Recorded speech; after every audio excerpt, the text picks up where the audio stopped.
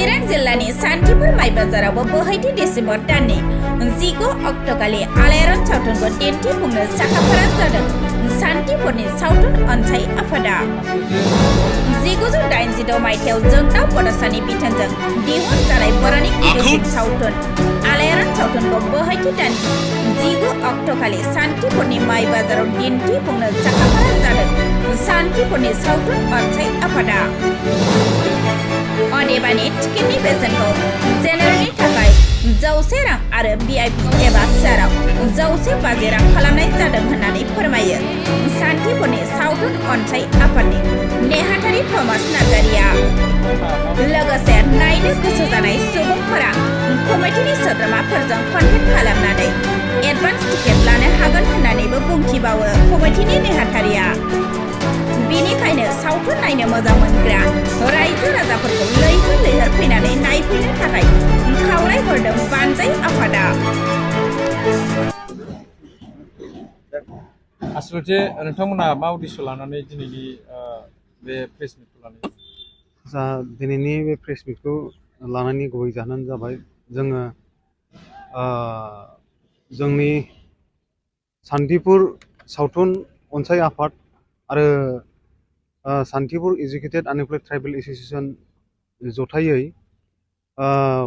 फैगौ 19 तारिख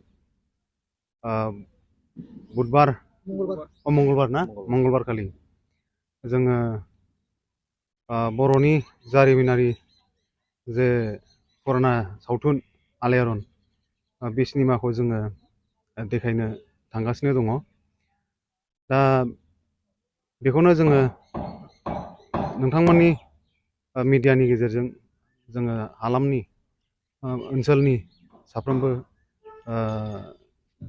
सावथुन नायनो मोजां मोनग्रा रायजो राजा आइ आफा बिदा फंबाय साफ्रोमनोबो जाहाथे मिथिहैथों बेखिनि मिजिंखौ लानानै जोङो दिनैनि बे प्रेस मिटखौ नोंथांमोनखौ लानानै लिंनाय जादों। सानबेसेनि थाखाय देखायगोन बे सिनेमाखौ? साननैनि हाबाफारि लानानै जोङो देखायगोन 19 तारिख आरो 20 तारिख। दा बेहाय जोङो टिकेटनि बेसेनखौ जोङो 100 लागोन, सिआराव 100,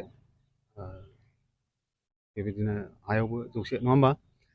ओमफ्राय जोङो टिकेटखौ मंगलबार 19 तारिख जोङो 3थासो टाइमनिफ्रायनो जोङो होगोन। दा बेखायनो साफ्रोमबो रायजो राजा नोंथांमोनखौ फैनानै थाबैनो सोरां बारां जाहाथे टिकेटफोरखौ दाननानै लाफैयो। मानो होनोब्ला जोङो गोजां बोथोर हिसाबै जोङो एसे थाबैनो जों दिन्थिगोन। जों 7थानिफ्रायनो दिन्थिनो थांखि लादों। दा बेखौनो खावलायबाय जाहाथे साफ्रोमबो रायजो राजा सावथुन नायनो मोजां मोनग्रा बिथांमोनहा लैहोर लैहोर फैनानै टिकेटखौ दाननानै लाफैयो थाबैनो। बेसेसो मानसिनि केपासिटिखौ? जोङो ओरैनो